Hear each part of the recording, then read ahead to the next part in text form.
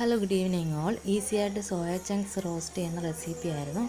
ഒരു കുഴിവുള്ള പാത്രത്തിൽ വെള്ളവും സോയാബീൻ ചങ്ക്സും അല്പം മഞ്ഞൾപ്പൊടി ഉപ്പും ചേർത്ത് നല്ലതുപോലെ വേവിച്ച് വെള്ളം പിഴിഞ്ഞ് വെച്ച് മാറ്റി വയ്ക്കുക. അതിലേക്ക് അല്പം തൈരും കുറച്ച് കാശ്മീരി മുളക് പൊടി അല്പം ഉപ്പും കൂടെ ചേർത്തൊന്ന് മിക്സ് ചെയ്ത് വെക്കുക. അപ്പോൾ നല്ല സോഫ്റ്റാകും.